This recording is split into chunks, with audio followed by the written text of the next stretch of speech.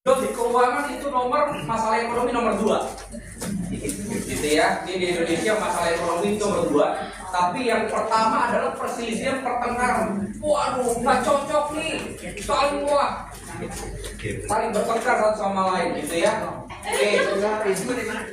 Kenapa kita bertengkar? Salah satunya karena banyaknya perbedaan, gitu ya. Coba next.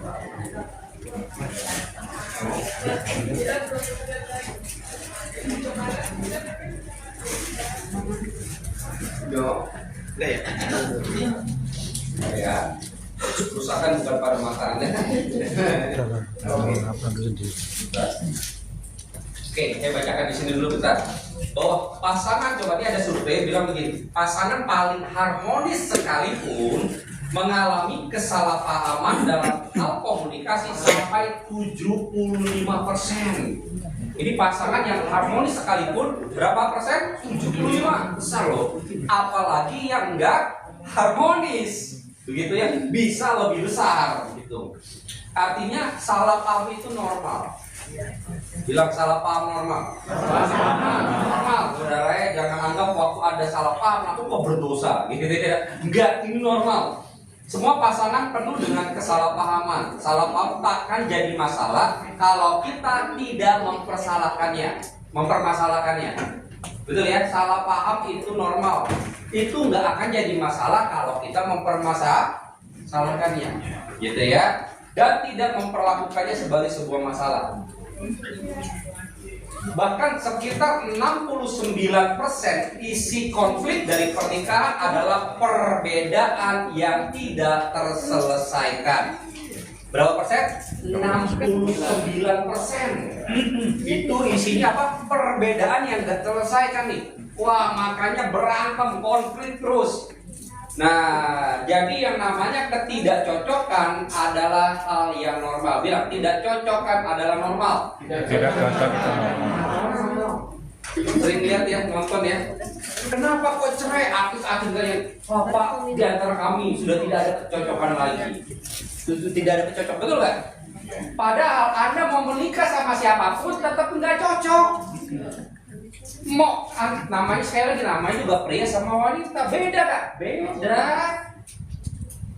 Dari situ aja pria wanita udah beda, nggak ada yang cocok. Apalagi nanti kita lihat latar belakangnya beda, keluarganya, banyak sekali perbedaan. Nah ini dia, thank you, bisa ya? Oke, terima kasih. Nah kuncinya masalahnya adalah gini. Bagaimana cara kita dealing dengan ketidakcocokan itu? Bagaimana cara kita mengatasi ketidakcocokan itu? Makanya waktu kita nikah jangan cari sekedar orang yang cocok, tapi kita jadi pribadi yang mencocokkan kepada pasangan kita, gitu ya. Oke, kita belajar lagi. Kalian boleh aja berbeda asal jangan jomplang. Nih yang mau menikah juga dengar baik. Kalian boleh gak Pak? Berbeda Pak, tapi jangan berbeda iman ya. Berbeda Pak, misalkan apanya? Status ekonominya. Loh, yang satu orang kaya, yang satu orang gak punya. Nah, yang satu pendidikannya S3 doktor, yang satu cuma lulus SD. Boleh gak Pak? Boleh aja, tapi asal kalau misalkan satu dokter, satu SD, beda gak? Jomplang gak? Jomplang banget. Jangan kalau bisa. Kenapa? Karena di sini ketika jauh akan membayar harga yang luar biasa sekali, saudara. Yang satu SD pemikirannya mungkin, maaf ya, mungkin agak sempit, yang nyatu dokter banyak baca buku. Nah, ketika masuk dalam rumah tangga, berantem. Gitu ya. Oke. Pastikan kalian sanggup memikul perbedaan itu seumur hidup. Masalahnya sanggup gak memikul perbedaan itu seumur hidup? Kalau perbedaannya terlalu jauh, kadang orang kekuatannya kan nggak selamanya kuat. Gitu ya. Oke, sebab nilai, keyakinan, sifat dan kebiasaan hidup biasanya sulit diubah dalam waktu singkat. Makanya dalam pernikahan jangan pernah bilang gini, gak apa-apa Pak, nanti waktu saya nikah dia akan berubah Pak. Ingat, pernikahan tidak pernah mengubah seseorang. Ya, pernikahan tidak bisa mengubah seseorang. yang bisa merubah seseorang itu hanya Tuhan. Itu jadi dia pernah berprinsip nggak apa-apa deh Pak, nanti juga berubah deh Pak. Enggak. Oke, juga anak-anak muda tiba-tiba diingetin jangan beda agama. Nggak apa-apa deh Pak, pacaran dulu nanti saya injili. Sampai rohani ya. Enggak, saya mau bilang gini, pacaran bukan sarana penginjilan. Oke, pacaran bukan sarana penginjilan. Jangan ya. Oke, ya lanjut ya. Nih ada contoh kasus perbedaan reaksi di antara kita aja ya. Apa sih sehari-hari perbedaan kita coba belajar. Nih dalam sebuah acara keluarga tiba-tiba ada seseorang yang sedang bawa nampan isi buah-buahan jatuh dekat Anda. Oke, ini kasusnya ya. Udah paham ya? Sekarang coba kita lihat. Reaksi Bapak Ibu silakan pilih dari nomor 1 sampai nomor 7. Bapak Ibu pilih yang mana? Kira-kira reaksi Bapak atau Ibu apa? Ada yang satu mungkin bilang, itu lu nggak hati-hati tuh. Kedua, oh biar saya bantu bersihin. Bapak saya bantu bersihin. Nomor 3, oh kamu buat penyanyi yang lain. 6, 7, udah jangan sedih, biasa kok terjadi. Nah, kira-kira Bapak Ibu yang mana responnya? Ya kok, pelan-pelan, jangan keroyokan. Nomor 1, yang nomor 1 kira-kira responnya? Itu sih lu gak hati-hati sih lu. Ya, dia ini ya. Kalau kabel gitu ya, lu sih gak hati-hati be. Betul ya? 1, oke. Yang nomor 2. Oke. Tadi Ibu nomor 1 juga kayaknya. Yang paling Ibu. Oke. Nomor 2, biar saya bantuin bersihin. Oke. Sekarang yang nomor 3. Enggak ada. Oke, oke. Yang nomor 4. Enggak ada juga. Yang nomor 5. Suruh pulang. Jangan. Oke. Nah, sekarang gini. Setiap kita jawabannya ada yang beda-beda, betul kan? Betul ya? Ada yang nomor 1, nomor 2, nomor 7. Kalau kita nggak kenal, bisa ribut gak? Bisa ribut. Contoh ini lagi dah Pak Kabel. Tuh nggak hati-hati. Amat sih orang, betul ya? Bukannya ditolongin, malah disuruh gituin. Ternyata. Di situ saya nolong. Bisa banget. Tapi yang pertama responnya itu kan? Iya. Nah ternyata gini. Hal respon kita dalam menghadapi masalah atau tekanan ternyata itu menentukan karunia kita. Wah, baru tahu kan? Nah kita lihat sekarang. Nah, ternyata orang yang pilih, coba dengar baik nomor 1, yang pilih nomor 1 tadi, ternyata dia karunia bernubuat mengkoreksi hidup orang. Betul apa betul Kabel? Kabel. Oh, ngerti ya? Dia mengkoreksi, gini dikoreksi, gitu ya. Lalu nomor 2 yang ajar, gitu ya. Karena puas ini sedih semua, gitu ya. Nomor 4, lain kali sajin sama yang lain aja deh, next time, gitu ya. Karena nomor 4 itu nasihat, ya, memperbaiki untuk masa yang akan datang. Next time lu jangan kayak gitu. Next time lu harus gini, next time. Nomor 5. Udah, saya beliin lagi. Ternyata nomor 5 dia karunianya berbeda. Tadi saya lihat nggak ada nomor 5.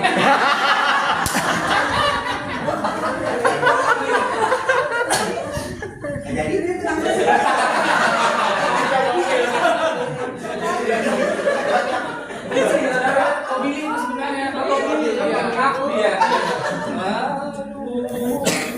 istri saya ini nomor ini ya. Dia gitu ya. Nomor 6, ambil ini, lihat ini. Ternyata dia karunianya memimpin, memerintah kan. Kalau kita nggak paham, kita bilang orang kok ngebosi banget sih, betul nggak? Padahal memang karunianya itu. Coba kalau bayang istri kita gitu lagi, malah diperintah ya, lo ambil, ini ambil. Bos banget sih ini istri. Kalau kita nggak ngerti berantem, gitu ya. Apalagi nomor 7, udah jangan sedih, biasa itu karunia belas kasihan. menghibur. Gitu ya. Ini salah satu contoh aja betul ya. Kalau kita nggak ngerti berantem, tapi waktu kita ngerti ini, oh ternyata memang orangnya seperti itu. Tapi ingat sekali lagi, walaupun kita orangnya seperti ini, tetap kita harus belajar bagaimana cara menyampaikannya dengan baik. Makanya berbicara itu jangan menyinggung, tapi mendengar juga jangan tersinggung. Nanti belajar komunikasi itu beda lagi ilmunya, gitu ya. Belajar komunikasi. Oke. Nah, karena gini, perbedaan itu ternyata Tuhan yang ciptakan. Ya, Tuhan gak ciptain semua sama. Ternyata Tuhan menciptakan ini semua unik. Bahkan sidik jari manusia dari miliaran orang nggak ada yang sama. Sudah siap tuh Tuhan.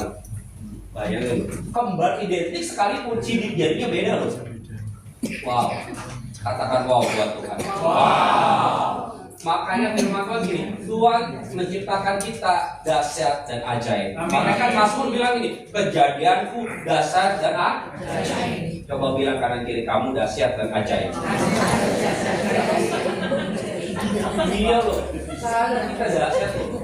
Ya, kita ada di dunia ini nggak kebetulan, sekali lagi ada sebuah tujuan dan kita diciptakan dahsyat dan ajaib. Bahkan firman Tuhan bilang bahwa hari-hari ke depan Tuhan sudah catat dalam kitab kehidupan. Tuhan sebelum saya jadi Tuhan sudah catat nanti tanggal 3 Februari seorang anak bernama Teddy Bransyah akan lahir. Dan nanti pada tanggal 24 Agustus 2024 dia akan melayani di GBI Makassar. Tuhan sudah catat. Amin. Dahsyat, gitu ya. Dan unik dan nggak ada yang sama saya. Saya cuma satu-satunya Teddy Bransyah. Pak Benaya Betego cuma satu-satunya dalam hidup. Gak ada yang lain. Ya, itu dia dahsyatnya Tuhan ya. Oke. Nah, ini dia prinsip perbedaan yang udah Tuhan ciptakan sejak zaman Kejadian 1. Maka Allah menciptakan manusia menurut gambarnya, menurut gambaran ciptakannya dia apa? Laki-laki dan perempuan. Jelas beda. Udah jelas. Gitu ya.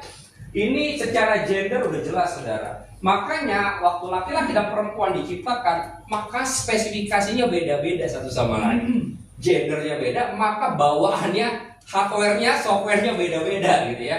Beda antara Samsung sama Oppo misalnya gitu ya. Spesifikasinya beda-beda. Oke. Nah, makanya pernikahan Kristen merupakan kesatuan bukan kesamaan. Makanya bukan berarti aduh, wah nggak cocok lagi. No, justru saling ketidakcocokan bagaimana kita menjadi kesatuan. Itu yang dahsyat. Ingat sebuah quote tadi ya, kerbau sama tujuannya tapi beda. Kerbau kiri atau kerbau kanan beda. Gitu ya. Nah, dua gender berbeda ini disatukan di dalam sebuah pernikahan. Bahkan kalau kita berbicara tentang keluarga, antara belum hanya pasangan suami istri, orang tua anak udah beda, betul gak? Yang punya anak lebih dari 2, beda-beda gak karakternya masing-masing? Beda loh. Walaupun kita bentuknya sama, ngajarinnya sama, bisa beda mereka. Gitu ya, terpaham. Nah, kenapa saudara?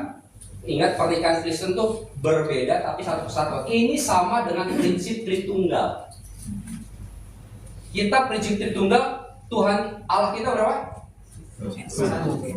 Satu. Tapi punya 3 pribadi. Beda gak 3 pribadi ini? Beda. Tapi satu kesatuan. Contohnya satu kesatuan ini bukan hanya berbicara satu secara tunggal. Tidak semua berbicara satu itu tunggal. Contoh, ayo hari ini sama-sama kita satu suara teriak haleluya ya. 1, 2, 3 haleluya. Satu suara, tapi berapa orang? Banyak. Satu tunggal, satu banyak. Itu satu kesatuan. Kalau bahasa Ibraninya ehad, kayak sepasang sepatu kanan sama kiri, satu pasang sepatu, satu pasang. Kenyataannya 1 atau 2 sepatunya? 2. Kira-kira kayak gitu ya. Beda nggak kiri sama kanan? Beda. Tapi satu kesatuan nggak? Punya tujuan yang sama nggak sepatu? Sama. Nggak ada yang satu makan satu mesti tiga. Enggak kan?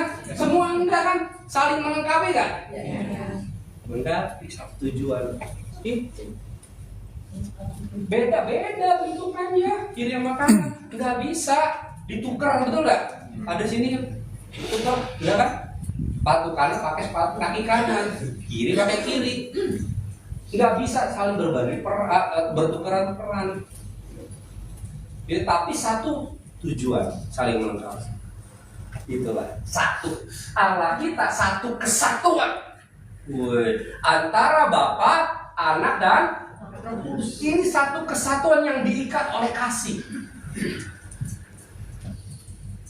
Allah itu kasih, betul nggak? Waktu manusia belum diciptakan, apakah Allah itu tetap kasih? Halo? Sebelum manusia dunia diciptakan, Allah tetap kasih nggak?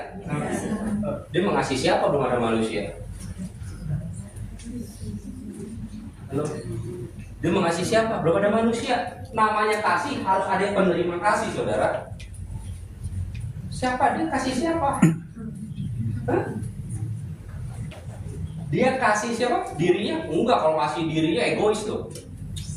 Yang betul adalah ingat, Allah kita Allah Tritunggal. Berarti Bapa mengasihi Anak, Anak mengasihi Roh Kudus. Ketiganya saling mengasihi. Wah, keren nggak Allah kita? Jadi sebelum ada manusia, Allah kita kasih satu kesatuan yang saling mengasihi satu sama lain. Toh kenapa kok Tuhan mau repot-repot ciptain manusia? Alasannya cuma satu, kasih. Nanti kita cerita lagi di beda topik itu ya. Oke, ini satu kesatuan, saudara. Makanya Allah kita tuh luar biasa, saudara. Begitu juga dalam keluarga, satu kesatuan, walaupun beda-beda, yang saling mengasihi. Makanya kan dasarnya pengikatnya adalah harus kasih. Itu ya, yang berbeda ini pengikatnya harus kasih. Kalau enggak bisa, saudara. Nah ini di alat itu kan meskipun tiga pribadi yang berbeda, namun kesatuan yang menciptakan manusia menurut gambarnya. Kan makanya dikatakan baiklah kita, kata jamak, saudara ya. Kesatuan itu menunjukkan aspek relasional dari tiga pribadi, saling mengasihi sama lain. Ya.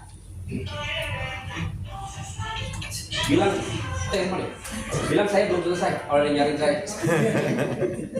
Nah ini tadi ya, udah ya. Oke. Satu kesatuan, yuk ini dia. Nah ini sekarang kita belajar bahasa Ibrani sedikit, mau ya? Ikutin pelan-pelan aja ya. Oke gini, dalam Kejadian 1 ayat 27 saudara, Allah menciptakan manusia itu menurut gambarnya laki-laki dan perempuan. Ini berbicara, Kejadian 1 itu berbicara tentang gender, tentang apa? Alat kelamin gitu ya, laki-laki dan perempuan, gendernya benar-benar. Kejadian 1. Lalu dalam Kejadian 2, kata perempuan dan laki-laki itu mengalami penggeseran kata. Artinya laki-laki dalam Kejadian 2 ini mereka sudah dipersatukan gitu ya. Artinya perempuan di sini pengertiannya bisa istri. Laki-laki di sini pengertiannya suami, ada waktu itu. Ya, dalam Kejadian 2 laki-laki nih. Kata Kejadian 1 laki-laki bahasa Ibrani-nya zakar. Makanya ada buah zakar. Diambil dari sini. Ya, gendernya. Perempuan itu nek albau. Kejadian 1 berdasarkan gender. Sedangkan Kejadian 2 laki-laki bahasa Ibrani-nya bukan lagi zakar, tapi is yang artinya suami. Ish, ya. Lalu perempuan Isa. Bukan bahasa Arab Isa, Nabi Isa ya, bukan ya. Ini bahasa Ibrani Isa. Gitu ya. Oke, paham dulu sampai sini ya. Oke, sekarang kita lihat. Nah, ini bahasa Ibrani. Bahasa Ibrani itu dibaca dari belakang ke depan. Sama seperti huruf Arab. Makanya orang-orang daerah Timur Tengah itu hurufnya bacanya dari belakang ke depan. Kita orang Indonesia dari depan ke belakang. Oke? Nah, huruf Ibrani itu dibaca sekali dari belakang ke depan. Ish. Ish itu ternyata laki-laki punya terdiri dari 3 kata ish. 3 kata Ibrani. Alef. gitu ya. Apa itu? Yaitu alef, Alef. dari belakang Yod. yod dan Sin. laki-laki. Jadi kalau perempuan apa? Alef sama nggak? Sama laki-laki. Terus Sin. sin dan E. apa yang sama dari laki-laki dan perempuan? A. Halo? Alef sama sin. Betul ya? Ikut sampai sini masih mengikuti ya? Oke, alef dan sin. Saudara tahu bahwa alef dan sin itu membentuk kata api. Ash, api. Artinya saudara, laki-laki maupun perempuan di sini ada api kekudusannya Tuhan, ada api kasihnya Tuhan. Sama-sama saudara. Suami dan istri punya api kasihnya Tuhan, api cemburunya Tuhan, api kekudusannya Tuhan. Makanya kan dalam Kidung Agung 8-6 dikatakan bahwa cinta itu kuat seperti maut, kegairahannya gigih seperti dunia orang mati, nyalanya seperti nyala api, seperti nyala api Tuhan, kekudusan, cemburu. Iyalah Tuhan Yesus, Allah Bapa udah perjanjian lama, ketika bangsa Israel berzina, cemburu gak Tuhan? Cemburu kan? Cemburu itu nyala api Tuhan, kudus, cemburu yang kudus. Lalu apa lagi? Ulangan 4 ayat 24. Sebab Tuhan Allahmu adalah api yang manusia, Allah yang cemburu. Ketika ada yang selingkuh, ada yang tidak setia dengan perjanjiannya, maka salah satu pihak berhak cemburu. Kekudusan, api cinta, kegairahan. Wah, keren ya? Sama-sama punya itu. Nah, sekarang adalah kita lihat adalah perbedaannya. Perbedaannya apa tadi? Kita lihat dulu bentar. Laki-laki apa? Laki-laki punya apa? Alef. Perempuan? Ibu sebelah sini masih ikut ya? Oke, perempuan punya? Perempuan. Yang nggak sama, yang beda. Hey. Hey. Katakan hey. Hey. Hey itu perempuan, laki-laki apa? Yod. Kita lihat sekarang. Laki-laki punya yod, perempuan memiliki he. Saudara, kalau untuk Ibrani itu seperti ada makna gambarnya, ada makna urutan 1, 2, 3, 4, 5, ada makna gambarnya, gitu ya. Oke. Nah, laki-laki yod itu gambarnya seperti ini. Makna gambarnya yod itu seperti apa? Seperti lengan, betul nggak? Orang Ibrani tahu ketika ada yod begitu seperti gambaran, seperti maknanya bisa seperti gambar lengan. Makanya kenapa gambar lengan laki-laki? Karena tanggung jawab sebagai pemimpin kepala keluarga ada laki-laki. Berbicara tanggung jawab. Kalau para laki-laki, para suami, tugas tanggung jawab dikasih. Seperti gambar jendela, betul nggak? Rumah kalau nggak ada jendelanya pengap nggak? Pengap. Makanya seorang istri salah satu fungsinya sebagai penolong dan penghibur buat suami ya, buat suami orang. Makanya dalam dunia yang lebih terkenal pria penghibur atau wanita penghibur? Memang wanita sebagai jendela rumah, kalau nggak ada jendelanya pengap. Makanya istri-istri jadi penolong bukan perongrong. Amin. Jadi penghibur. Jadi waktu ada suami, aduh lagi kesel, jangan dirongrong. Emang udah gue bilang lu suruh berhenti aja, emang bos lo kayak begitu, cari kalau kayak. Nah, ini nambah pengap rumah, tapi jadilah jendela. Waktu ada suami mungkin aduh begini, sabar ya Pak ya nanti kok Tuhan pasti angkat kamu. Sabar ya, kita doa sama-sama. Suami-suami dengar seneng nggak istri ngomong gitu? Haleluya. Iya kan? Sebab kan haleluya kayak curhatan hati. Aduh kan dia bilang, aduh istri gue nggak ikut lagi. Gitu ya para wanita. Kalian yang menghibur, penolong. Kalau nggak ada suami, hibur anak-anak. Dia penghibur buat keluarga, buat anak-anakmu, menghibur. Ya, nah, saudara tahu ketika perbedaan ini tidak dipertentangkan, tapi disatukan. Tadi ingat ya, Persamaannya tadi ketika disatukan membentuk kata sekarang perbedaan ketika dipersatukan dalam pernikahan membentuk kata apa? Saudara tahu? Membentuk kata ini. Ya tahu? Ya nih. Yod, hey, yod, yod, Kalau hey. membentuk kata apa? Ini membentuk kata ini. Ya. Bentuk kata Allah. Ya. Makanya orang Yahudi nggak bisa manggil Yahweh, Yahweh kok huruf yang konsonan nggak bisa dilafalkan, dan itu sangat sakral, nggak boleh. Mereka memperpendek menjadi Yah. Contoh, Haleluya dari kata Halel dan Yah. Halel itu pujilah gitu kan, Yah itu Tuhan. Makanya Haleluya adalah pujilah Tuhan. Yah ini adalah kata Allah, arti gini, ketika laki-laki dan wanita punya satu perbedaan, tapi ketika disatukan dalam pernikahan yang kudus, disitulah Allah hadir. Amin. Tepuk tangan dulu buat Tuhan. Dahsyat ya Tuhan ya. Wah, saya waktu belajar ini, waduh Tuhan, keren banget. Makanya kalau ada perbedaan jangan dipertentangkan. Gitu ya, tapi harus disinergikan. Coba satu begini, satu begini. Begini, sakit ya? Makin kencang makin kencang. Perbedaan, ketemu perbedaan. Ketika dipertentangkan, makin kencang, makin sakit ya. Coba kalau misalkan begini. Perbedaan dengan perbedaan harus disinergi. Jangan cie. Dimaksud tipuan.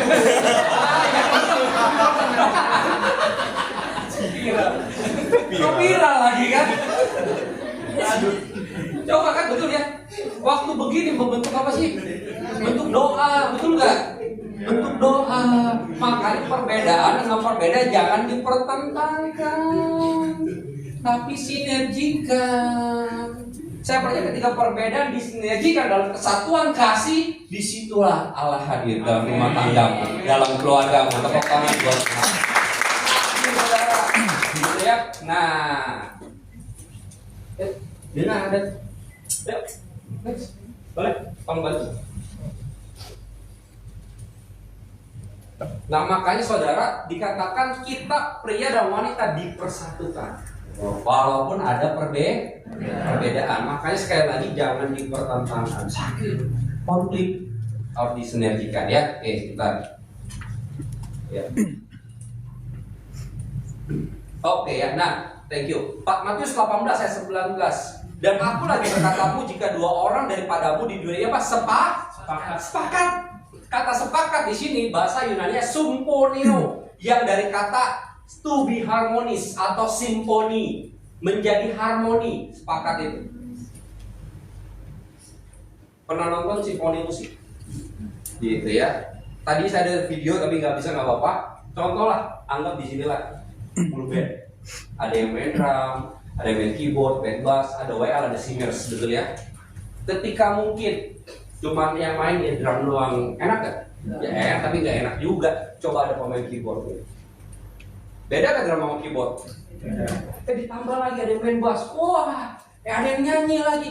Udah begitu ada singersnya pecah suara, wah, suara 1, suara 2, suara 3, wah, tambah bagus gak? Beda-beda gak? Beda. Tapi indah gak? Harmoni gak? Itulah kesepakatan. Makanya suami istri dalam pernikahan harus sepakat. Nggak mungkin bisa sepaket kalau nggak sepakat. Amin. Dimulai dari sepakat dulu baru bisa sepaket. Makanya dalam keluarga orang tua anak juga harus sepakat menaikkan doa pagi-pagi. Ya harmoni. Sama, perbedaan dipersatukan dalam nada dasar yang sama, peraturan yang sama, yaitu apa? Kebenarannya Alkitab. Itu harmoni. Ingat dasarnya lagi tadi, harus apa tadi? Tuhan dan kebenaran. Kesepakatan dimainkan di nada dasar yang sama, yaitu Tuhan dan kebenarannya. Harmoni. Gitu ya? Oke. Nah, coba lanjut lewat. Yang pertama, kita pahami dulu ada perbedaan banyak. Perbedaan antara suami istri, yang pertama, tugas seorang suami mengasihi istri. Bukan berarti istri nggak mengasihi suami, enggak ya. Gitu ya. Ingat tadi pernikahan adalah lambang. Suami mengasihi istri. Dan istri harus tunduk, nanti kita belajar. Suami-suami siap mengasihi istrimu? Amin. Amin. Kasih yang kayak apa sih? Kasih yang kayak Kristus buat gereja. Artinya apa? Siap mati. Siap gak? Siap. Artinya yang kok istri ketawa-ketawa kayak gak percaya. Maksudnya Putus asa. hari ini setelah belajar gak putus asa. Ya, suami-suami kasihi seperti Yesus mengasihi jemaat yang mau mati. Wow, yang rela berkorban. Kalau dulu aja, kamu di mana? Ah, jauh amat, aku jemput ya. Oh, mau hujan-hujan naik motor dijemput. Giliran sekarang, Pak, jemput dong, di mana? Di pasar. Aduh, maaf, males gua. Lu naik ojek aja udah banyak sekarang ojek online. Gua pesenin. Yo, hari ini yuk, suami-suami, termasuk saya, belajar kasih istri dan anak-anak kita. Sebagaimana Yesus telah mengasihi. Gitu ya. Nah, lalu sebagai imam, nabi dan raja dan kepala. Oh, bedanya imam sama nabi? Kalau imam bawa persembahan nabi?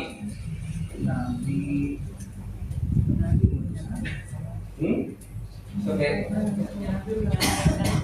Nabi menyampaikan pesan. Artinya imam ini tugasnya dari bawah ke atas. Dia yang mempersembahkan. Ya. Kalau nabi, dia yang dengar suara Tuhan dari atas, dia sampai ke bawah. Tugas suami, imam, dia yang menjadi wakil keluargamu, bawa ke hadapan Tuhan, keluargamu. Mereka ada buat salah. Tugas kita sebagai imam. Dan jangan lupa mesbah keluarga yang tadi Eca bilang, laki-laki, kayak para suami, tugas kalian imam. Yuk adakan mesbah keluarga. Waktu kalian adakan mesbah keluarga, kalian sedang bilang gini, Tuhanlah yang menjadi atas kepala keluarga. Biar Tuhan bertata atas mesbah. Imam, nabi menyampaikan kebenaran. Saudara gimana mau menyampaikan kebenaran para suami? Gak pernah baca Alkitab. Saudara, anak saya umur 6 tahun kemarin ya, saya anterin dia naik motor, saudara, tiap sekolah. Saya bilang nih, kok kamu nanti umur 12 tahun dibaptis ya? Oh iya, dibaptis untuk apa ya? Oh, dibaptis itu sebagai tanda kita percaya. Oh gitu ya. Kenapa harus umur 12? Dia bilang, oh kalau 12 itu tandanya kamu udah bisa memilih sendiri, keputusan sendiri, bukan keputusan Didi. Didi itu Dedi, bahasa sayangnya lah anak saya ke saya. Oh gitu. Terus dia nanya, Didi pendeta ya? Iya. Kalau gitu aku mau dibaptis sama Didi. Oh, so sweet banget kan. Waduh, di situ saya meleleh, saudara. Tapi tiba-tiba dia lanjut nanya gini, Didi, Yesus kan Tuhan ya? Iya. Kalau dia Tuhan, kenapa dia dibaptis? Nah, loh, umur 6 tahun, kelas 1 SD nanyanya kayak begitu. Kalau kalian orang tua nggak belajar, anaknya begitu, nggak tahu, mereka lihat dari Google, dapat berita yang salah, sesat anak mengerti. Makanya guna orang tua, terutama laki-laki, para kepala, belajar kebenaran. Kalau nggak tahu, tanya ada Pak Benaya, ada Pak Gembala, tanya. Belajar dari YouTube boleh, tapi ingat, yang berdasarkan doktrinnya satu dengan kita. Mau belajar para suami? Amin. Lalu anak saya nanya gini lagi, Didi, Yesus kan Tuhan? Iya. Dia berdoa sama siapa ya? Umur anak kelas 1 SD umur 6 tahun. Saya di situ terkejut juga dan senang juga. Kenapa? Dia tanya ke orang yang tepat. Coba dia tanya ke temennya yang ngerti, tanya ke tetangga yang agamanya beda. Ya, orang tua belajar ya, terutama ayah sebagai imam dan nabi. Anda yang memperdengarkan suara Tuhan kepada istri dan anak, kebenaran. Ya, lalu apa sebagai raja dan kepala ini sama, dia menjadi pemimpin atas keluarga. bukan sekedar memimpin pemerintah, tapi mensejahterakan raja, tapi memperhatikan, memelihara, betul ya? Pakai tanggung jawab tadi, yo. Coba laki-laki suami bilang gini, yo. Ya, siap bertanggung jawab ya sebagai raja dan kepala. Oke, yang next kali boleh. Yang seorang istri itu adalah tunduk kepada suami. Makanya Bapak Ibu, salah satu kebutuhan terbesar dari pria adalah mau dihargai. Makanya istri itu tunduk, bukan tanduk. Kalau memang toh ada suami ada salah, jangan langsung diprotes di depan umum. Gitu ya. Oh kamu salah sih, emang kamu sih begini. Wah. Apa ini? Bicarain, ngobrol di rumah. Wah, tadi kamu ada salah tuh. Kamu berasa gak? Nah, kan gitu enak. Karena memang kebutuhan pertama adalah penghargaan suami. Makanya istri tunduk sebagaimana gereja tunduk pada Kristus. Oh gimana mau tunduk suami saya begini begitu ya? Makanya dilihat konteks terus di ayat selanjutnya, saudara, suami-suami harus seperti Kristus, seperti manusia baru. Gitu ya. Nanti waktu ketundukan itu juga hal yang beda lagi ya. Lalu sebagai penolong. Nah tadi ya bukan perong. Kalian punya tujuan yang besar. Saling tolong menolong, saling bekerja sama satu sama lain. Yang antara yo sama hey. Oh, kalau dijanji satu kan indah gak? Keren. Gitu ya. Sebagai pendamping. Jadi pendamping buat suamimu. Sampai gerejanya doain saya ya. Lalu dia bilang, iya, dia berdoa tuh, Tuhan urapi kamu gitu. Makanya waktu istri saya fisik gak ada, tapi dalam hati saya berasa ditemenin, saudara. Yeah. Makanya saudara, waktu mungkin suami kerja, suami pelayanan, jangan sibuk belanja online terus. Cari diskon, doain. Saya kan pelayanan Tuhan kota juga begitu, saudara. Kita istri nggak ikut, kalau video call apa gitu ya, mau jadi pendamping. Karena gini Bapak Ibu juga, kita memang para istri nggak bisa mendampingi suami anak kita 24 jam, betul ya. Makanya juga seorang istri juga harus dekat juga sama Tuhan. Kita juga orang tua, terutama saya nggak bisa dampingin anak saya 24 jam. Kami orang tua juga Tuhan, kami nggak bisa, tapi Tuhan bisa. Makanya orang istri juga Tuhan, saya nggak bisa dampingi suami saya 20 jam, tapi Tuhan yang mampu mengawasi suami saya, menjaga anak saya, gitu ya. Oke, sebagai penghibur tadi juga udah ya. Oke, boleh next lagi.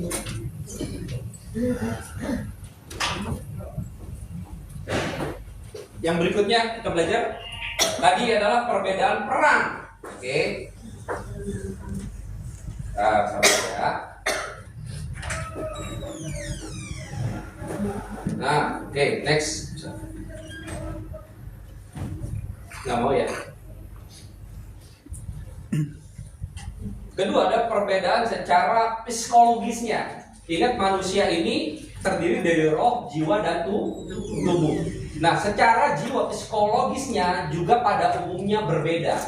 Oke, ada survei menyatakan begini. Pertama, sistem kerjanya laki-laki itu pola berpikirnya sekali lagi dia lebih ke rasional, lebih ke logika. Kalau wanita itu lebih ke emosional ya, lebih ke perasaan. Makanya istri-istri kan baperan gitu ya. Wah, dikit-dikit bawa perasaan. Nah, pria juga kadang balok, bawa logika. Satu baper, satu balok. Ya, kalau kita nggak ngerti perbedaan ini, di rumah gitu aja sedih. Nah, itu ya jangan. Kita harus mengerti, oh ternyata istri saya sedang mengutarakan perasaannya. Jujur, para suami, kalau istri kita cerita, seringkali yang terbesit dalam benak kita ketika istri cerita, kita pasti mau cari solusi, betul gak? Padahal mereka cerita hanya buat cerita aja, betul gak? Para istri betul gak? Hanya mau cerita doang kok. Aduh, kesedihan di rumah gimana? Kalau udah cerita itu kayak plong, lu nggak perlu kasih solusi, udah plong. Giliran suami maunya apa solusi? Wah, mau ini enggak. Inilah perbedaan kalau kita nggak paham berantem. Gitu ya, makanya di sini kita harus ngerti. Coba bayangin kalau perbedaan ini saling melengkapi satu sama lain. Oh, kaya gak? Kaya saudara. Yang satu dari sisi logikanya, satu perasaannya. Wah, jadi sebuah tim yang hebat saudara. Gitu ya, makanya jangan dipertahankan ya, harus disinergikan. Lalu laki-laki lebih memilah-milah kalau perempuan saling berkaitan atau digabungin. Contoh hari ini saudara, laki-laki kalau punya tas, biasanya tas ransel atau one bag gitu. Laki-laki tasnya ransel ya, ransel jelas ada kantong bagian buat taruh kacamata di sini. Oh, kalau bagian handphone di sini, betul nggak? Makanya juga kan laki-laki banyak kan kantongnya lebih banyak. Wah, masalah tadi pagi saya taruh sini. Masalah di kantor saya taruh sini. Betul ya? Tapi kalau cewek, coba lihat tas cewek. Ransel atau one bag? One bag. Saya pinjam satu ibu, terus saya balikin kok. One bag, betul ya? Semua ada di dalam. Handphone, dompet, tisu, kwitansi zaman dulu masih disimpan satu sini. Betul ibu-ibu. Ya, aku aja deh. Semua disimpan di sini. Saya kalau disuruh cari di benda di tas ini saya nggak mau. Pria dipilah-pilah, kalau wanita digabungin. Makanya gini, kalau pria contoh, kalau pagi nih, wah, istri bilang gini, say, udah buat nasi goreng. Oh iya buat, wah seneng kan, wah makan. Asik, lu bisa masak gak sih? Ibu-ibu ketika suami bilang gitu gimana perasaannya? Makanan gue dibilang asin, gue udah capek-capek masak. Kalau pria, bagi pria udahlah begitu doang, gue taruh kantong kanan aja lah, gue berangkat kerja, betul gak? Udah. Wah, iya sama temennya pulang kerja masih bilang gitu, halo sayang, karena dia pikir masalah pagi udah masalah pagi, kantong ini. Tapi bagi wanita selesai gak? Belum, masih disimpan one bag. Gitu gak? Karena jadi sah. Nah, makanya suami-suami ini ada tips sedikit. Sebelum kalian jamah tubuhnya, jamah dulu hatinya. Iya, diselesain dulu. Kan lebih ke perasaan, emosi. Selesai dulu. Makanya ada buku namanya Seks Dimulai dari Dapur. Bukan berarti main seks di dapur. Oh, ada cabai pedas. Hati mulai bantuin dulu masak, potong cabai, ambil dulu hatinya. Malam tinggal iya sih papa. Iya, itu hal perbedaan yang harus dipelajari. Apalagi? Yuk, belajar lagi ya. Oke. Berikutnya, ternyata jangkauan berpikir laki-laki jauh tapi sempit loh. Jauh tapi sempit. Kalau wanita melebar. Makanya lagi yang cari baju yang lebih banyak gak ketemu apa? Laki-laki. Kenapa? Dia lihatnya jauh, nggak bisa lihat dekat. Padahal itu baju ada depan matanya. Kalau wanita dia melebar dekat. Tapi kalau lihat maps jangan suruh wanita. Betul nggak? Nyasar mulu, karena dia cuma lihat yang lebar-lebar doang. Nggak bisa lihat jauh. Oh, enggak. Wah, ini luar biasa. Istri saya pernah suruh istri saya lihat Google Map, gitu kan? Udah sih. Saya lihat ya, kalau mau belok jauh-jauh kasih tahu dia. 100 meter, belok kiri. Wah. Kan lihatnya melebar. Kamu nggak bilang dari tadi, gitu ya? Kalau kita cowok udah lihat, 500 meter mau belok, gua ambil sen kiri. Betul ya? Udah mulai. Itulah perbedaan. Cara pandang, makanya cowok ini sebagai seorang visioner, dia lihat jauh ke depan sebagai seorang pemimpin. Coba bayangin kalau misalkan yang satu jauh, yang satu dekat digabungkan jadi tim yang hebat, saudara. Gitu ya, kita belajar lagi yuk. Ada ya. Pola bicara cenderung laki-laki lebih sedikit, kalau wanita lebih banyak. Saya ambil contoh, misalnya kira-kira mungkin saya ambil kita 7.000 lah per hari. Wanita sekitar 25.000 per hari. Ketika suami pulang kerja gitu ya, istri mau cerita, wah dia cerita, wah ini udah 24.990 kata. Kurang berapa? 10 kata. Lalu suami begini, udah mah cerewet. Sakit kan ya? Sakit kan? Dia bilang, Pak, 10 kata lagi nih Pak. Aduh, belum nyampe kuota nih. Tapi Bapak Ibu, Bapak-bapak, ketika istri cerita, kita gini, oh gitu gimana? Oh terus mah, wah, itu bukan 25.000, bisa 35.000, dia ambil kuota suaminya yang pendiam. Gue pakai kuota lu deh Pak. Ya, kalau ke toilet, pria dan wanita, lebih berisik toilet wanita atau pria? Wanita. Kenapa? Karena wanita kalau ke toilet ngajak-ngajak. Itu mau ke toilet ya? Yuk, cerita sepanjang jalan ke toilet. Sampai toilet langsung ke toilet. Enggak, depan kaca dulu kita. Habis ke toilet langsung pergi. Enggak, ke toilet ngaca lagi, jangan ngobrol lagi. Kalau cowok kan gue mau ke toilet dulu ya udah. Sudah balik. Karena memang pola bicaranya pria lebih gitu ya. Apalagi pola ingatan. Kalau laki-laki kadang, mohon maaf, kita hanya 5-12 megabyte. Kalau wanita ini 1 tera. Tahu bro, gitu ya. Ini saya saudara, ini kan dikasih hadiah sama istri saya gitu ya. Saya ini hadiah, wah thank you ya. Pak Fok, kamu jahat. Kamu ingat gak waktu 15 tahun lalu? 15 tahun yang lalu. Iya, waktu itu kita makan bakso, hujan rintik-rintik, kamu pakai baju hijau sendal jepit pun. Masih ingat saudara? Hebat. Itu perbedaan. Tapi hari ini saya percaya setiap masalah udah dipulihkan.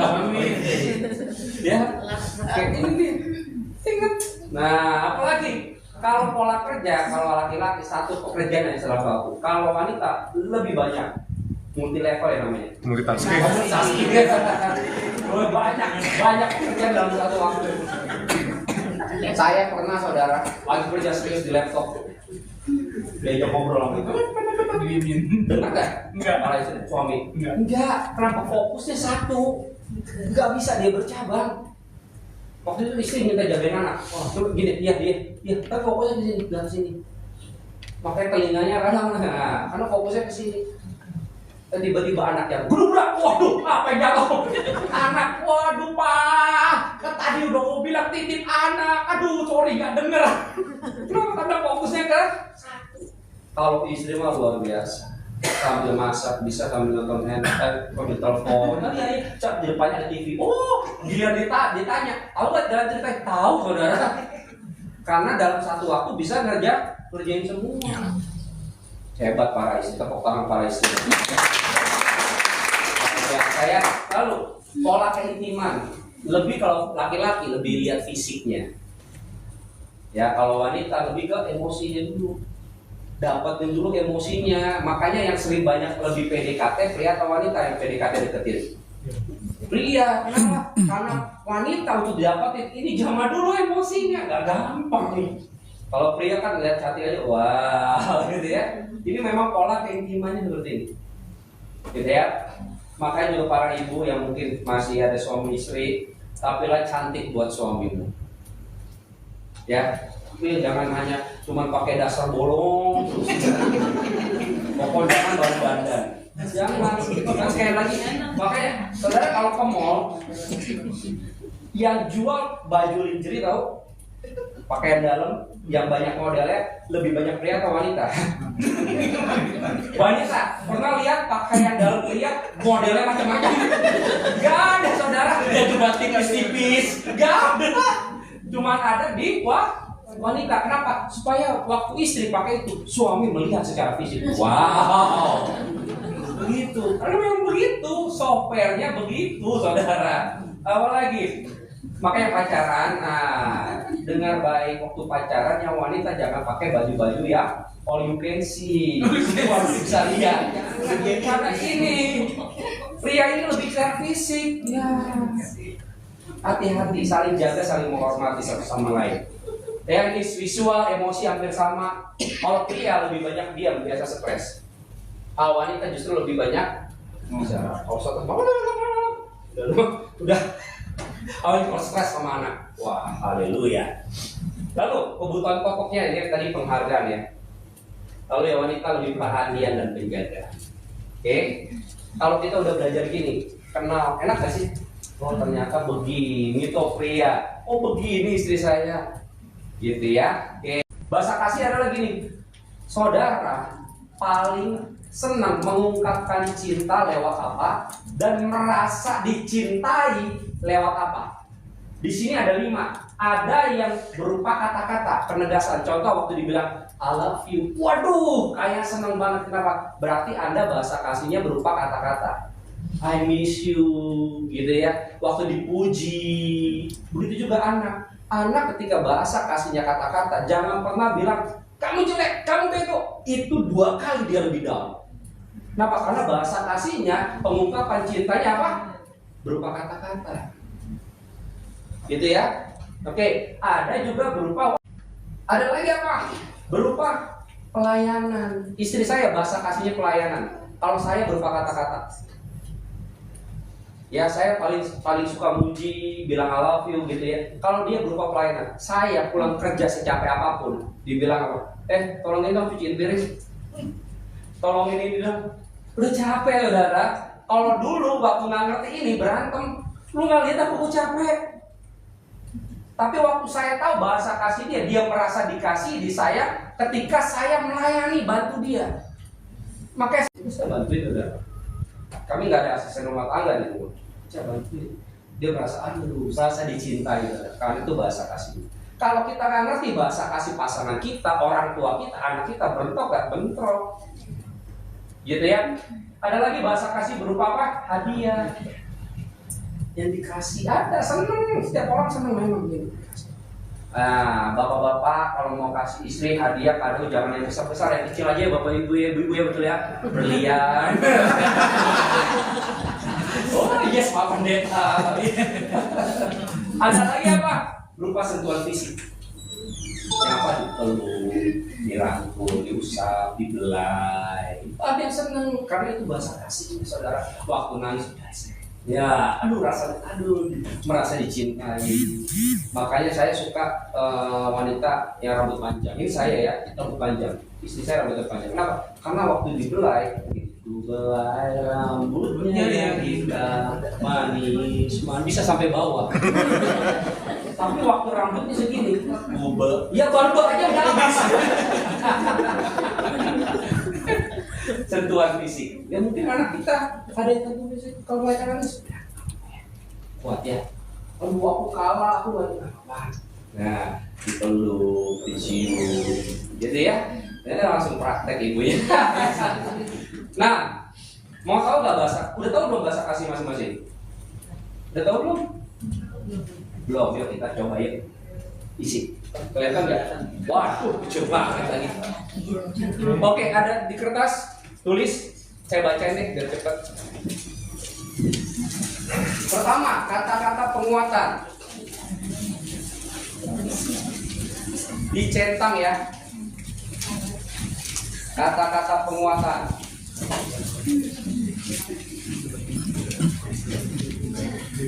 Di sini ada 5 kata-kata penguatan. Oke, udah siap kertas dan pulpennya. Kalau misalkan itu Anda banget, ya tulis 1. Oke, tulis 1 gini, set di kertas. Oke, saya bacain ya kata-kata penguatan. Yang pertama, Anda mudah memberikan pujian pada orang lain. Kalau itu Anda, ya tulis 1. Kalau bukan, diemin, kosongin. Nggak usah tulis apa-apa. Ya, mudah gak jujur ya. Ini bukan harapan Anda ke depan, tapi jujur. Anda mudah gak? Kalau nggak, ya kosongin. Kedua, ini udah mulai gede, thank you. Mudah memberikan pujian. Mudah memberikan pujian kepada orang lain. Oke, gitu ya. Ketiga, memiliki gaya bicara yang ramah, intonasi yang bersahabat, bukan BTL. Tahu BTL? Tatak tembak langsung. Wah, langsung enggak ya? Tapi dia lebih ramah, intonasi bersahabat, gitu ya. Lalu keempat, dalam berbicara menggunakan kata-kata yang baik, bukan tuntutan atau perintah. Bukan menuntut ya. Kata-kata yang baik. 5. Kata-kata yang ditujukan pada lawan bicara cenderung merupakan kata-kata encouragement, dorongan, semangat. Itu ada banget ya. Kalau iya, silakan. Kalau enggak usah ya. Oke. Dari yang kata-kata penguatan ini, dari 1 sampai 5, jumlah Anda berapa? 5. Ada jumlahnya 5. Wow, ada yang 5 berapa banyak? Banyak, nggak banyak ya, ada beberapa. Yang jumlahnya 4. Yang jumlahnya 3, 2, 1, 0. Oke, berarti yang 5 sampai 4 itu kata-kata bahasa kasih Anda adalah kata-kata penguatan 5 dan 4. Oke, sekarang kita belajar lagi ya yang berikutnya. Waktu. Nah, yang pertama saya bacakan, mampu memberikan perhatian penuh pada lawan bicara dengan kontak mata, mendengarkan dengan seksama tanpa menyela atau memburu-buru. Bisa dengar dengan baik waktu lawan bicara curhat. Oh iya, dengerin. Jangan nyela, ya enggak begitu. Kalau itu Anda 1 jawab. Sudah? Oke. 2. Senang menghabiskan waktu bersama orang lain dan melakukan aktivitas sama-sama. Ya, ayo bro, kapan ngopi bro? Ini bro, senang banget itu. Oke. 3. Menikmati dialog simpatik dengan berbagi pengalaman, pikiran, perasaan dalam suasana ramah dan berkelanjutan. Jadi waktu ngobrol, Anda nikmati. Aduh, kapan lagi kita ngobrol ya? Gitu ya. Oke. 4. Memiliki kemampuan untuk mendengar lawan bicara dengan penuh empati dan tidak sambil melakukan aktivitas lain. Contoh, waktu ngobrol jangan, oh ya bro, terus begitu gimana bro? Enggak, tapi benar-benar tertuju. Aduh, gue sedih. Nah, 5. Sangat menikmati aktivitas dan pengalaman bersama orang lain dalam suasana penuh kepedulian dan saling memahami, saudara. Anda enjoy banget ya kalau ketemu orang, waktu berkualitas gitu ya, makan siang bareng, nah gitu ya. Oke, udah. Siapa yang dianya paling banyak? 5, ada 5 sini 5. Wah, kalau waktu berkualitas ya. Berarti suami-suami jangan sibuk ya, calon suamimu ya. Iya kamu. Oke, 4. 3, 2. Oke, 1. Ada ya. Oke, lanjut. Bisa tahu ya, masing-masing nanti ingat sendiri ya jawaban saya paling banyak apa nanti ya dari 5. Pemberian. 1. Memiliki prinsip yang kuat bahwa kasih harus dibuktikan dalam pemberian hadiah, bingkisan, uang dan sebagainya. Bagi Anda kasih itu harus harus dibuktikan dengan memberi. Nah, itu Anda banget ya, kalau enggak. 2. Senang menerima suatu pemberian tanpa memandang nilainya, bentuknya maupun jenis pemberian. Waktu ada sesuatu orang kasih sesuatu apapun nggak harus mahal, aduh merasa dihargai banget, gitu ya. Apalagi 3. Cenderung lebih senang memberi daripada menerima. Oke. 4. Menganggap bahwa kehadiran diri secara fisik saat orang sedang mengalami masalah merupakan hadiah yang sangat berharga yang bisa diberikan untuk orang tersebut. Jadi kehadiran Anda ketika ada teman, ada suami atau siapapun mereka mengalami masalah, Anda hadir secara fisik itu merupakan hadiah pemberian saya buat orang itu. Oke. 5. Senang membuat, menemukan maupun membeli sesuatu untuk diberikan pada orang lain. Entah itu buah, apapun saudara, kasih ya.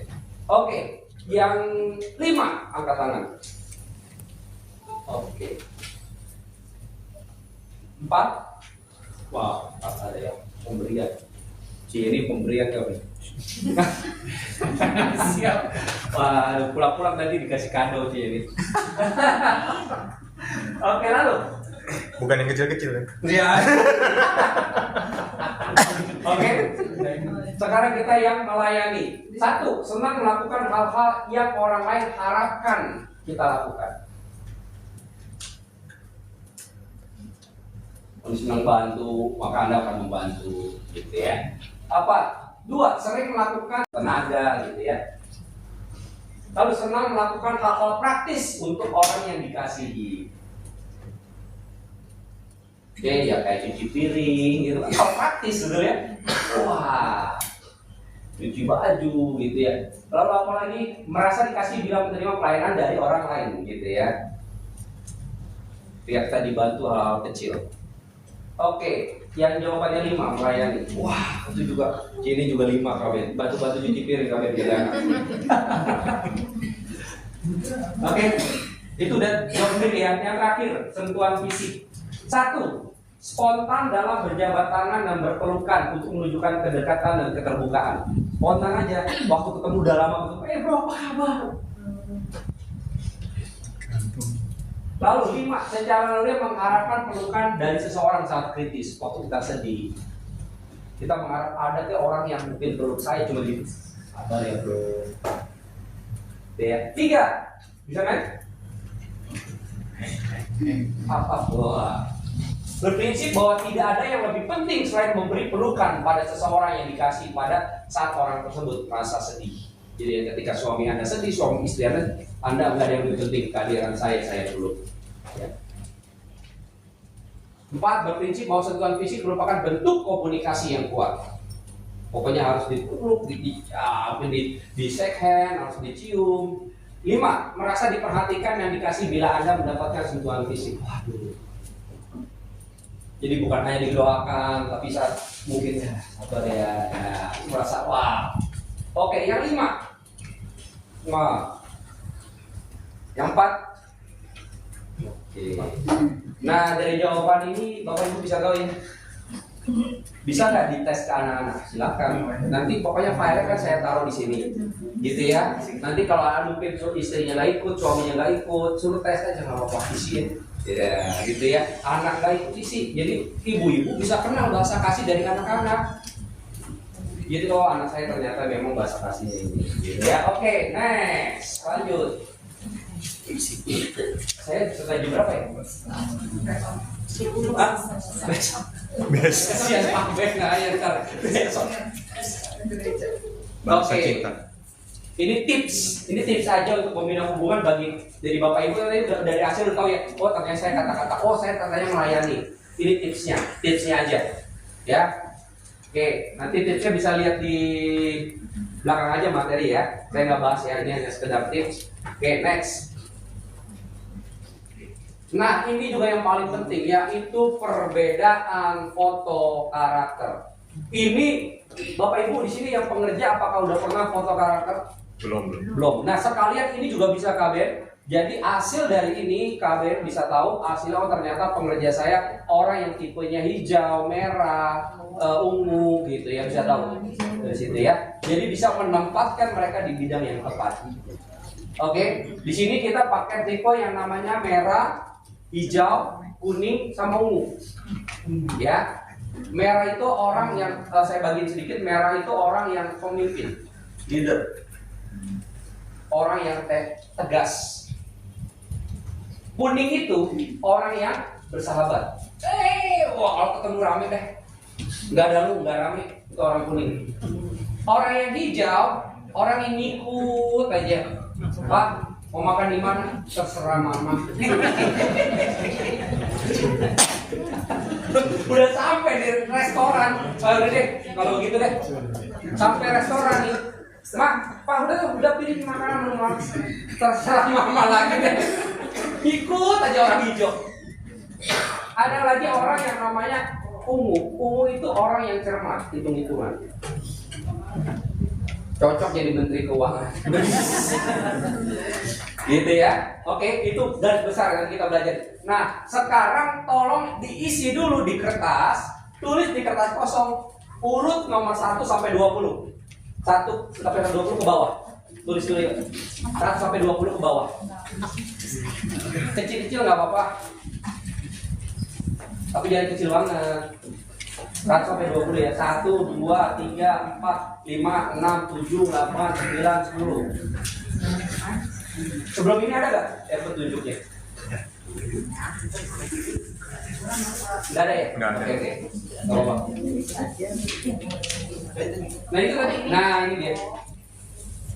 Nah oke, thank you. Udah. Kalian masih ada yang nulis? Oke. Oke, cara ngisinya gimana? Begini. Nanti akan ada pertanyaan-pertanyaan. Gitu ya. Setiap pertanyaan nanti di sini ada 4. Ada 4 pilihan. Contoh nomor 1. Suka mengatur, memiliki banyak teman, pendengar yang baik, teliti bertindak. Kolom yang di sini ini namanya saya namain kolom ini yang ke bawah nanti 1 sampai 20 kolom merah. Yang di sini kolom kuning, sini kolom hijau, sini kolom ungu. Contoh nomor 1. Suka mengatur, suka memiliki banyak teman, pendengar yang baik, teliti bertindak. Yang menggambarkan Bapak Ibu saat ini, yang paling menggambarkan, pilih salah satu. Yang mana? Contoh, saya ini Pak memiliki banyak teman. Tulis nomor 1 jawabannya kuning. Ngerti ya Ibu ya? Oke ya, nggak terlalu cepat kan ya? Tulis kuning. Oke? Ada yang belum paham dulu nggak? Belum. Ini kan ada 4. Ya Bu ya? Yang paling menggambarkan ibu yang mana? Yang ibu suka mengatur, ibu memiliki banyak teman, ibu pendengar yang baik, atau teliti bertindak ibu? Kalau ibu teliti bertindak berarti kan ungu. Tulis nomor 1 ungu. Oke, ada lagi? Enggak, pilih yang paling. Yang paling menggambarkan diri Anda, ya. Yang paling. Dan ini jangan dipikir lama-lama, spontan. Oh ini saya karena kalau dipikir lama-lama nanti hasilnya nggak valid. Oke, siap ya? Oke, nomor 1 kerjakan, nomor 2 coba dibuka. Kecilin dikit. Ini ya, M ini merah, sekali lagi M merah, K ini kuning, K ini hijau, U ini ungu. Coba dikecilin dikit aja, supaya nomornya kelihatan, bisa gak? Nah ini kerjakan nomor 1 sampai 8 dulu, nggak apa-apa ya, kelihatan dulu. Nomor 1 sampai 8, silakan. Nggak baca. Ke depan. Pindah ke depan. Memang tulisannya yang pekerja ada di grup pekerja ya. Nomor 2 saya baca ya. Baca aja. Oke, nomor 1 tadi udah ya. Nomor 2, bertindak langsung ke sasaran, banyak disukai dalam pergaulan, menjauhi masalah, melakukan hal dengan tepat. Yang mana yang paling menggambarkan diri Anda? Bertindak langsung ke sasaran, banyak disukai dalam pergaulan, menjauhi masalah, melakukan hal dengan tepat. Udah? Jangan pikir lama-lama. Kalau yang Bapak Ibu bisa kerjain langsung, kerjain langsung ya. Oke, nomor 3, sering memaksakan kehendak, senang bertemu dengan orang lain, sering mengalah pada orang lain, berpikir dengan rasional. Nomor 3. Oke, kelihatan nggak Bapak Ibu di belakang? Nomor 4, selalu ingin menang dalam kompetisi, menyenangkan untuk diajak bergaul, mudah terbawa dalam pergaulan, bertindak setepat mungkin.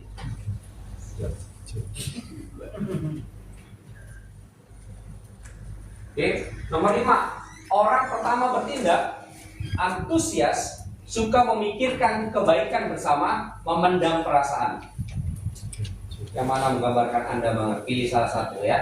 6, sulit mengalah kepada orang lain, bangga pada diri sendiri, bersedia membantu kapanpun, mampu menganalisa.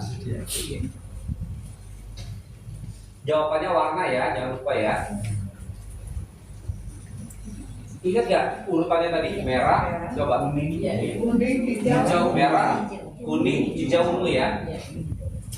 Nomor 8, bersemangat mencoba hal baru, Setuju. Sering dianggap berkuasa, periang dan lincah, penuh pengertian, mampu berpikir secara mendalam. 8. Bersemangat mencoba hal baru, senang berbagi, berusaha bersikap baik kepada semua orang, melakukan segala hal sesuai aturan. 9. Suka langsung bertindak, hangat dalam pergaulan, mudah puas, sistematis. 10. Bergerak cepat, populer. Oh, mau dikenal populer maksudnya ya. Lalu membiarkan diri dipimpin, berpikir sebelum bertindak.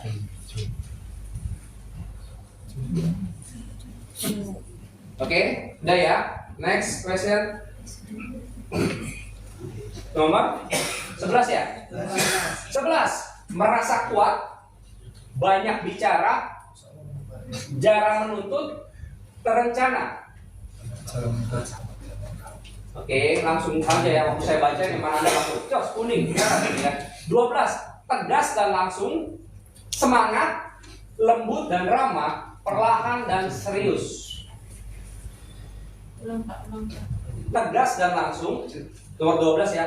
Tegas dan langsung, semangat, lembut dan ramah, perlahan dan serius. 13. Cepat dan fokus. Cepat dan fokus, ramah dan emosional, perlahan dan hati-hati, detail dan teliti. Oke, 14. Berusaha memimpin, senang mempengaruhi, diplomatis. Diplomatis artinya bisa bernegosiasi, diplomatis. Lalu membahas satu topik secara mendalam. Oke. 15. Berani, ceria, kalem, kaku kayak kanebo kering. 16. Mandiri, optimis, sportif, perfeksionis. Perfeksionis itu orangnya sempurna, perfect. Ya, sportif itu suka mendukung. 17. Tegas, humoris, tenang, serius. 18. Yakin, spontan uhuy, sabar, merenung. 19. Yang mana? Yang 18 Pak. 18. Yakin. Wah, spontan. Wah, spontan aja. Wah, langsung bergerak. Sabar sama merenung. 19. Egosentris. Wah, berpusat pada diri sendiri, ego. Wah, harga diri. Terus pelupa, cenderung pasif, diem aja. Ragu-ragu. Oke, 20 yang terakhir. Tidak peduli perasaan orang. Wah, EGP emang gue pikirin. Suka berdalih.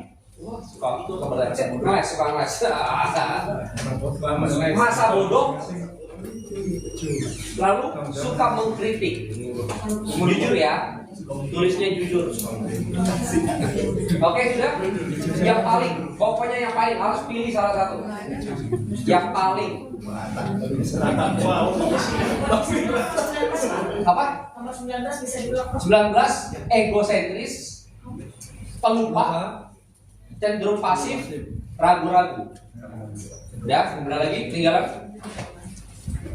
Oke, di total merah berapa, kuning berapa, hijau berapa, ungu berapa? Silakan di total. Jumlahnya harus sama 20. Merah berapa? Ditulis.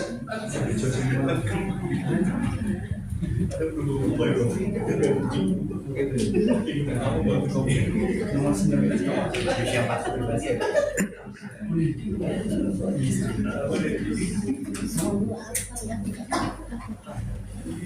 Udah? Merah berapa, kuning berapa, hijau berapa, ungu berapa?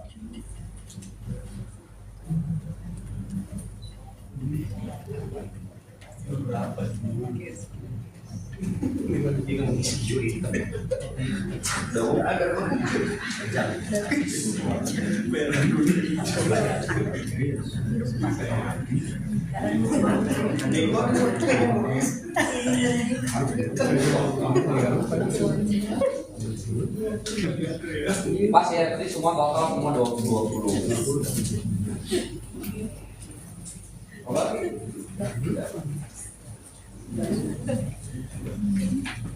Oke, sudah semua. Sekarang siapa yang paling banyak warna merah? Angkat tangan. Warna merah. Yang paling banyak warna kuning.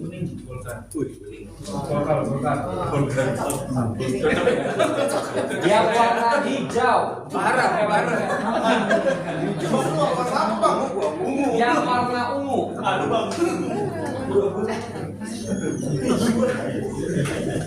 Saudara, sekarang kita lihat ya, merah apa sih? Hijau, kuning, dan ungu apa? Boleh, next, next. Oh, udah. Merah ini, saudara, merah kuning ini orang yang outgoing. Udahlah, outgoing aja lah, nggak memikirin lah perasaan orang outgoing. Udah, santai aja, ayo outgoing. Tapi kalau ungu ini lebih ke perasaan tadi. Gitu ya. Merah dan ungu lebih ke tugas. Contoh orang merah, kalau bos saya misalkan orang merah bilang, bos, aduh sakit nih, aduh mau pulang cepet ya. Bos nanya tugas dulu, tugas udah selesai belum? Itu orang merah sama ungu. Tapi kalau orang kuning sama hijau lebih ke orang, oh kamu nggak apa-apa, ya udah deh nggak pulang deh, nanti tugas gampang. Lebih ke orang. Ke people. Orang kuning itu nggak bisa hidup tanpa orang yang lain, saudara. Saya punya pemimpin orangnya kuning, ekstrovert abis. Gua ngajakin ngopi ngobrol mulu pada kerjaan di tugas banyak, dipanggil sering ke ruangannya. Waduh, kalau dipanggil ini pasti ngobrol deh. Dia dapat energi kalau ngobrol, ketemu sama orang. Gitu ya. Oke, kuning hijau ini lebih ke orang, people. Oke, next lagi.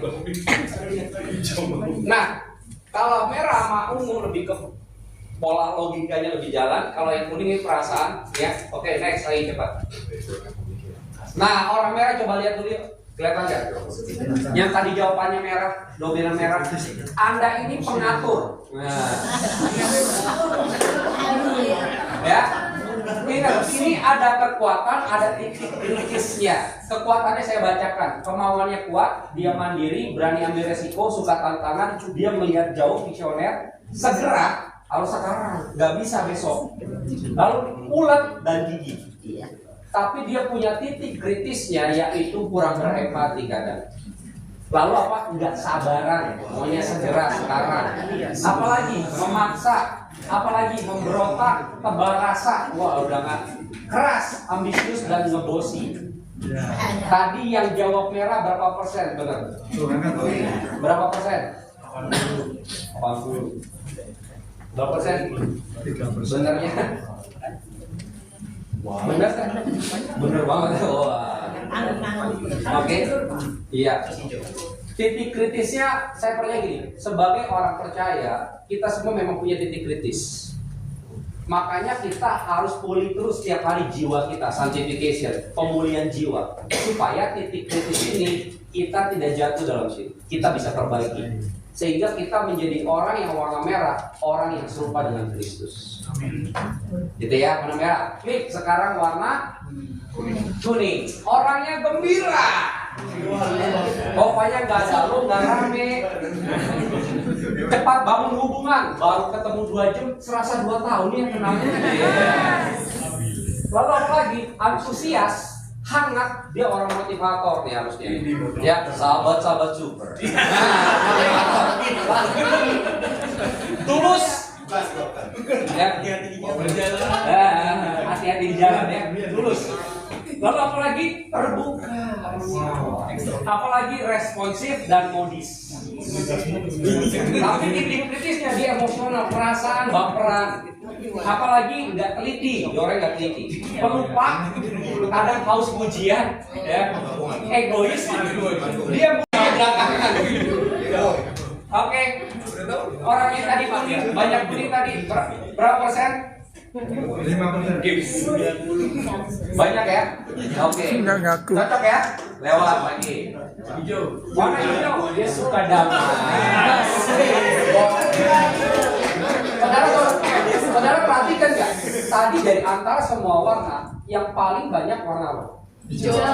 Makanya di dunia ini banyak orang hijau. Ya makanya dunia ini harus penuh dengan damai. Coba bayangkan orang di dunia ini lebih banyak orang merah. Waduh, berantem mulu saudara. Ya, warna hijau. Nah, damai, orangnya ramah. Ya, lalu apa? Sabar. Kooperatif, bisa diajak kerja sama. Apalagi setia dia orangnya. Berempati. Lalu apa lagi? Suka damai, mengalah. Si waras kalah. Berkorban. Jatah malam gue diambil, berkorban gue kurus deh katanya.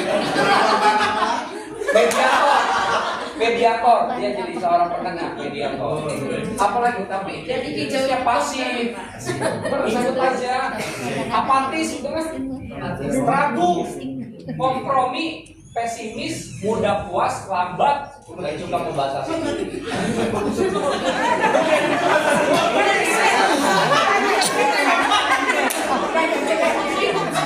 Betul orang hijau tadi banyak hijau. Betul hijau. Lanjut. Ungu. Ungu ini ternyata orang yang sempurna, perfeksionis, pemikir. Wah. Kata orang kalau botaknya di depan pemikir. Kalau di belakang ini banyak tahu katanya.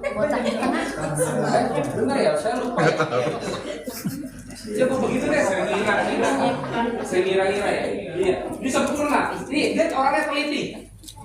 Lalu sistematis. Wah, dia langsung acak-acakan. Lalu orang ini dia sukanya detil banget. Pernah nggak meeting sama orang umum? Aduh, saya kalau meeting sama orang umum kadang pusing juga saudara. Meskipun saya ada umumnya, detil banget. Kalau yang umumnya kuat, detil banget. Hal-hal kecil terperinci tuh diperhatiin banget. Mobil itu Pak. Lalu analitis, analis, lalu tepat, peka, mengutamakan kualitas dan sempurna.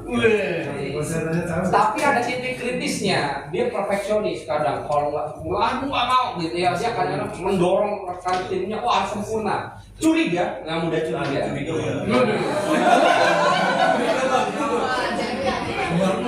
Lalu rewel, bawel, kenapa mau perfect? Iya benar.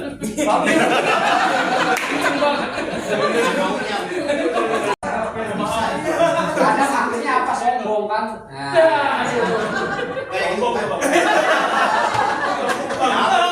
Ini ungu yang udah bertobat. Nah, gitu ya. Berapa orang ungu betul nggak? Nah, saudara ketika tahu tentang diri saya, saudara tahu bertindak betul nggak? Oh, titik kritis saya ini nih, saya hati-hati. Dan apalagi kalau Bapak Ibu tahu tentang suami saudara, anak saudara, oh anak saya tipenya begini merah, Anda arahkan. Oh anak saya tipenya kuning, cocoknya ini. Orang tahu, gitu ya. Bahkan saya berharap juga untuk pengerja di tempat ini. Jadi Pak Benaya bisa tahu hasil-hasil. Oh ternyata si ini kuning nih, tempatnya di sini cocok ya. Oh dia pemimpin nih merah, cocok ini. Nah, gitu ya.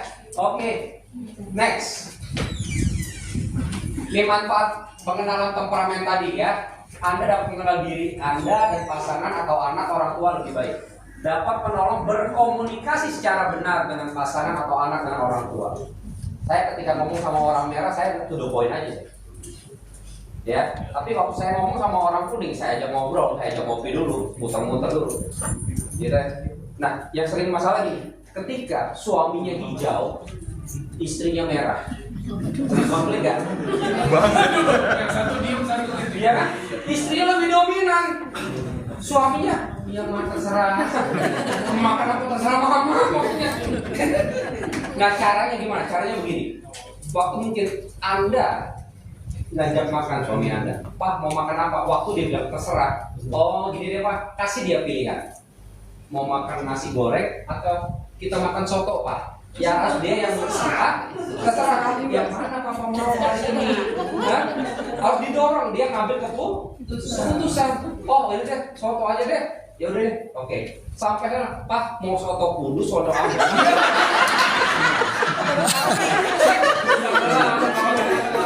Yang merah harus apa sah? Makanya gini, harus di sini ada titik temu di tengah, gitu ya.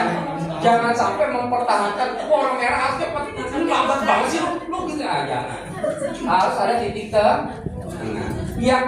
Yang merah diperlambat sedikit, yang hijau dipercepat sedikit. Gitu ya. Kita nggak bisa mengubah pasangan kita. Yang ada kita harus terima. Harus beradaptasi. Gitu ya. Oke, dapat menghindari konflik, dapat membangun hubungan yang lebih harmonis. Oke, next. Oke, dapat menghindari jebakan atas kelemahan dirinya dan pasangan. Ingat tadi ada titik kritis ya. Jangan sampai terjebak di sana. Saya percaya kita harus terus berproses. Oke, apalagi dapat mengelola kelemahan dirinya pasangan dan memaksimalkan potensi dirinya dan pasangan. Ketika saya tahu saya orang merah, wah saya potensi untuk jadi seorang pemimpin misalkan gitu. Ya, wah saya unggul nih, wah bisa nih kuliah saya di akuntansi.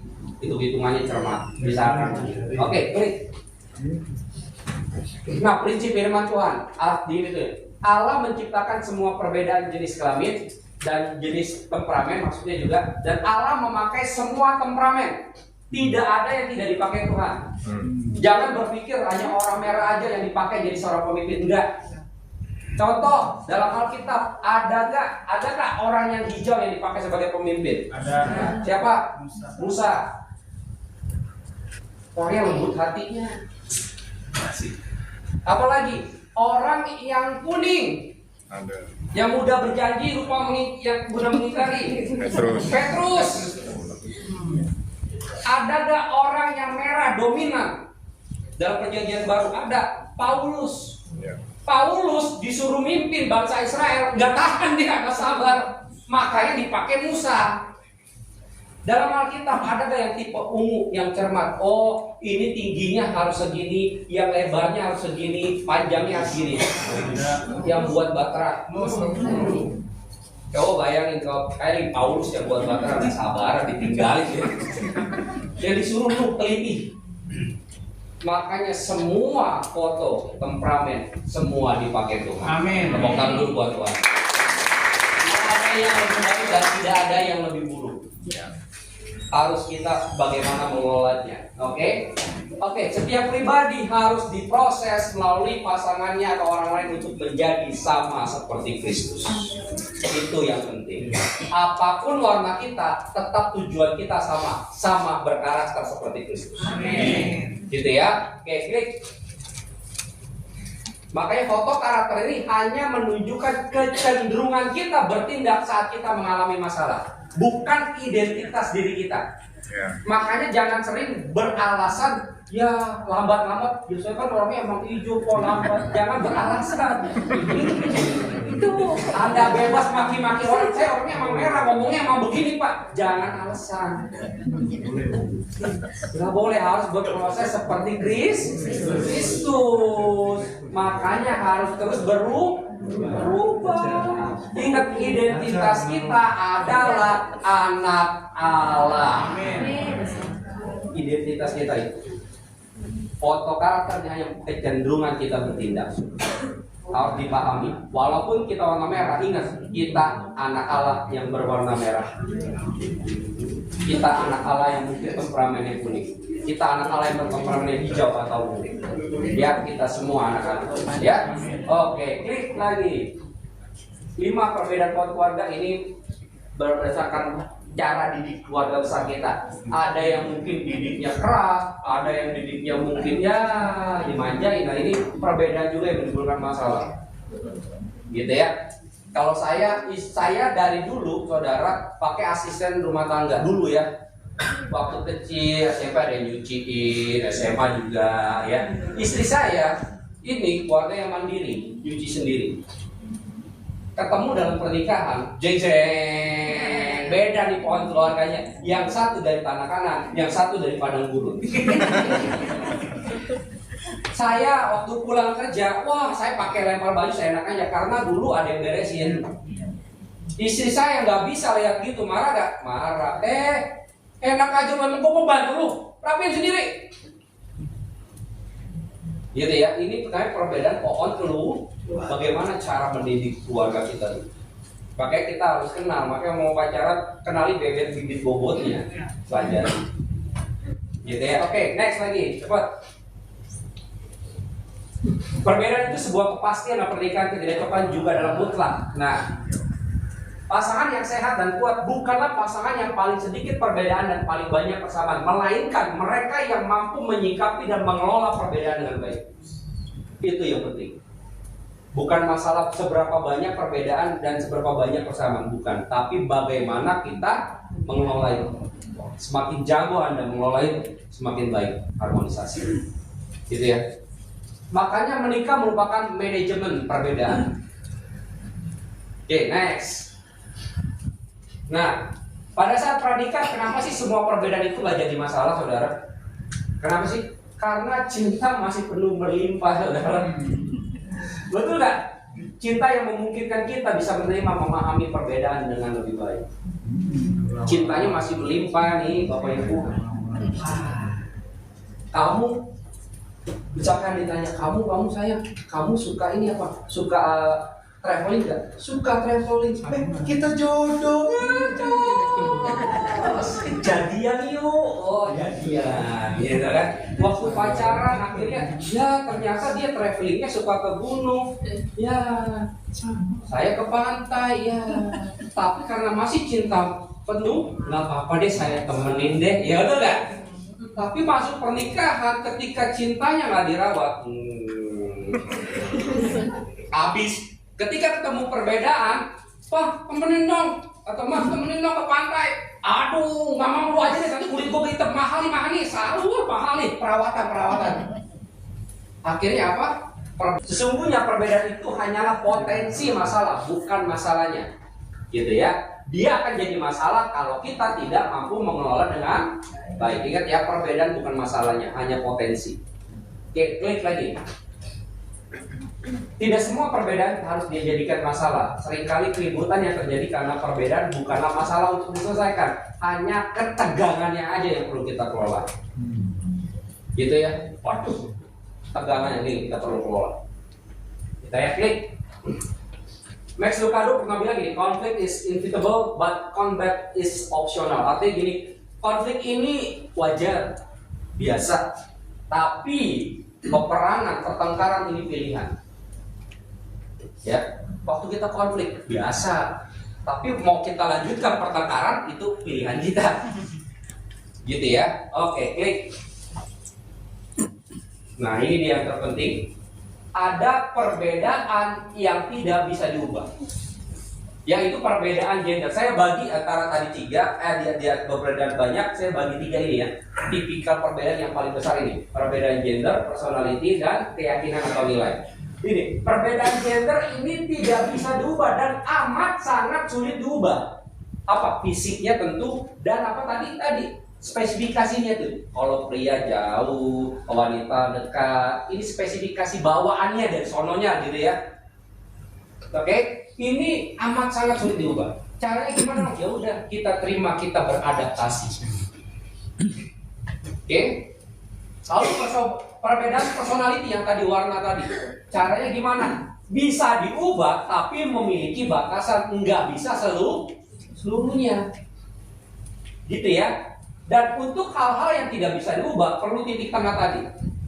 Yang hijau ya belajar cepet dikit lah, yang merah ngerem dikit lah.